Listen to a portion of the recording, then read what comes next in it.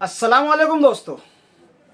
आज के वीडियो में मैं एक अपने कुछ ऐसे साथियों के ताल्लुक से बात बताना चाहूँगा जिन्होंने प्लाट के कई फ्रॉड किए।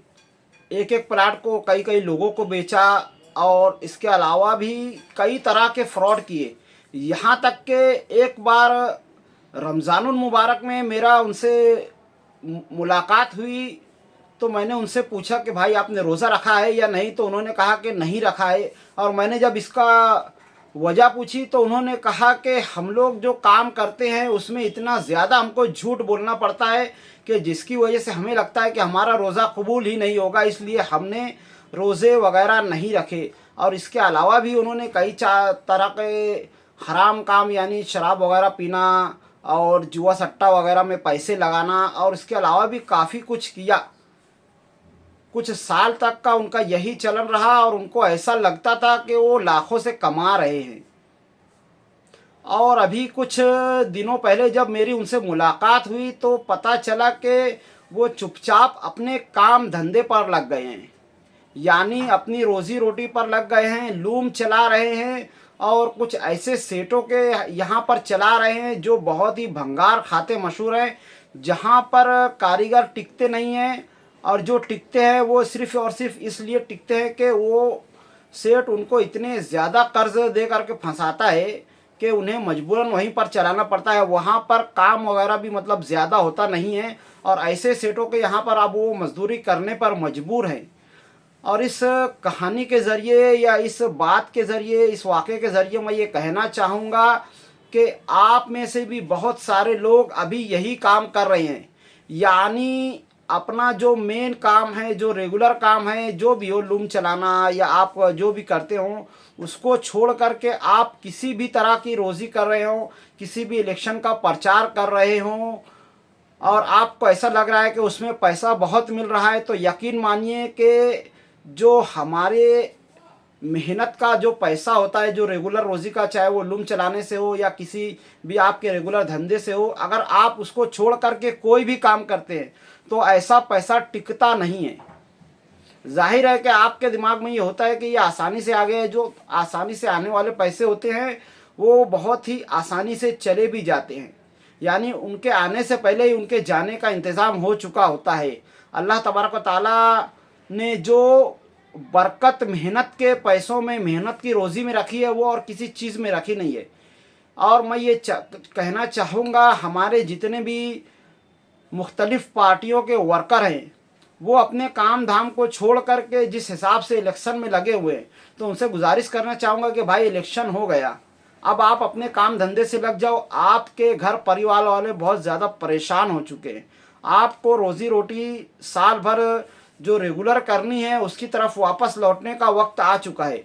वैसे भी इलेक्शन का जो पीरियड होता है वो सिर्फ़ और सिर्फ आम आवाम के लिए सिर्फ इतना होता है कि आपको वोट देना है और आपके राय में, आपके ख्याल में जो भी पार्टी सही हो उसको वोट दे करके लाना होता है। उसके अलावा और कोई काम नहीं होता है। यानी पूरे साल में, पूरे 5 साल में कहना चाहिए, सिर्फ़ और सिर्फ आधे घंटे का करीब करीब काम होता है। और इसके लिए हमारे मालेगांव शहर में मैं देख रहा हूँ कि पिछले कई हफ्तों से लोग लगे हुए हैं और अभी भी लगे हुए हैं। तो उनसे गुजारिश करना चाहूँगा, इलेक्शन हो चुका है, जो भी नतीजे आएंगे जिस भी पार्टी के, वो उनके फ़ायदे के लिए होंगे और उसके बाद वो जो भी काम करेंगे उसके ताल्लुक से जो भी होगा उसमें आपका कोई भी हिस्सा नहीं होगा। अपना घर आपको खुद ही चलाना होगा, अपने कर्जे आपको खुद ही भरने होंगे, अपनी परेशानियों से आपको खुद ही जूझना होगा। अपने जो भी घर के मसाइल हैं उसका हल आपको ही निकालना होगा।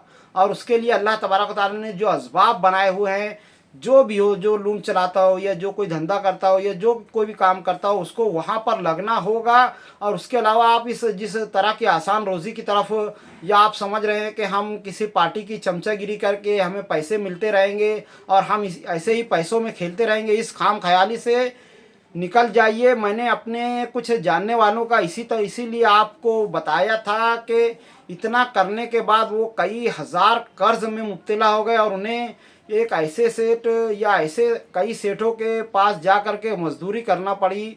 अब वो लूम हो या होटल वगैरह में उन्होंने काम कर रहा हो, पर इतने ज़्यादा कर्ज लेने के बाद वो मजबूर होकर उस प्रोफेशन में उन्हें वापस जाना पड़ा। हालांकि अगर वो इस आसान रोज़ी के पीछे नहीं पड़ते और अपनी रेगुलर रोज़ी पर ही काम करते रहते तो आज उनके ऊपर ना ही कोई कर्ज चढ़ता, ना ही उन्हें किसी मजलूम की आह लगती, ना ही वो कर्जदार होते, ना ही हराम रोज़ी का लुकमा उनके हलक से उतरता। तो मैं ये कहना चाहूँगा कि इन चीज़ों से बाज आ जाइए। इस चीज़ में कुछ रखा नहीं है। हज़ारों बड़े बड़े लोग आउटलाइन में और यहाँ वहाँ गए और झक मार कर उन्हें वहीं पर वापस आना पड़ा उस रेगुलर रोज़ी पर। और जो अभी भी इस नादानी में मुब्तला है, मैं उनसे कहना चाहूँगा कि इस नादानी से बाहर आइए। ये सब में कुछ रखा नहीं है। बड़े बड़े आए और चले गए। पुलिस से बड़ा गुंडा कोई होता है क्या? अगर पुलिस अपने पर आ जाए तो पुलिस के पास कायदे कानून में रह कर भी ऐसे बहुत सारे चीज़ें हैं कि वो अगर उस पर आ जाए अपनी पर, तो आप में से बड़ा गुंडा या बड़े से बड़ा कोई भी हो, उसको 1 घंटे में अपनी औकात दिखा देगी। और ऐसे हज़ारों वाक़यात होते रहते हैं हमारे शहर में भी और पूरे हिंदुस्तान में, पूरी दुनिया में। बड़े से बड़े आए और कहाँ गए, सब के सब सिर्फ़ और सिर्फ मकाम इबरत बनकर रह गए कि हाँ ये ऐसा था, ये वैसा था, और उसकी औकात उस मुल्क की गवर्नमेंट ने दिखा दी। तो आप भी अपने आप को बड़ा तुर्रम खां समझना बंद करें। अल्लाह की पकड़ बहुत मजबूत होती है और उससे कोई बच नहीं सकता। और यकीन मानिए कि अल्लाह है और वो मजलूमों को सुनता है। और कोई मजलूम की जब आह निकलती है तो अल्लाह तक पहुंचने के लिए उसे कोई दीवार रोक नहीं सकती है, कोई आसमान रोक नहीं सकता है, कोई हवा रोक नहीं सकती है। फ़ौरन अल्लाह के यहाँ पहुँचती है और वहीं उसी वक्त अल्लाह तबारक व तआला उस जालिम के हक़ में कोई ऐसा फ़ैसला कर देता है कि बाद में आवाम उसकी मिसालें दे करके अपने बच्चों को इबरत के लिए सिखाती है कि देखो उसके साथ ऐसा हुआ था। हज़ारों बड़े बड़े आए और चले गए और सब के सब मकाम इबरत बन गए। और आप भी अगर ये सब में अब तक मुब्तला हैं और ख़ुद की हलाल रोज़ी के पीछे नहीं भाग रहे हैं तो आप भी वही मिसाल बनने वाले हैं। आप कोई नवल के नहीं हैं। आपको ऐसा लगता होगा कि आप धरती पुत्र हैं, आप माँ बाप से नहीं पैदा हुए हैं, या फिर जो भी आपके दिमाग में हो, और आपको ऐसा लगता होगा कि आप खुदा से बड़े हैं या खुदा वगैरह कुछ नहीं होता है, सब मरने के बाद होता है। तो यकीन मानिए अल्लाह तबारक व तआला की पकड़ के लिए अल्लाह तबारक व तआला आपके मरने का मजबूर नहीं है। वो जगह पर फैसले करता है और जगह पर दिखाता है। तो अगर आपको मकाम इबरत नहीं बनना है तो फिर मैं चाहूँगा कि हलाल रोज़ी की तरफ वापस लौट जाएं। और इलेक्शन हो चुका है, दिमाग में डाल लें। इसलिए सियासी रहनुमाओं के आगे पीछे घूमना बंद करें, अपनी हलाल रोज़ी की तरफ जाएं। हज़ारों मैंने मिसालें अपनी ज़िंदगी में देखी है और आपने भी देखी होंगी कि किस तरह से ऐसे लोग दूसरों से मुंह छुपा कर फिरते हैं, कर्ज़ के ताल्लुक़ से कहो या किसी भी ताल्लुक़ से। तो आज की वीडियो में इतना ही, मिलते हैं अगली वीडियो में। तब तक के लिए खुदा हाफिज़। अस्सलामु अलैकुम वरहमतुल्लाहि वबरकातुहू।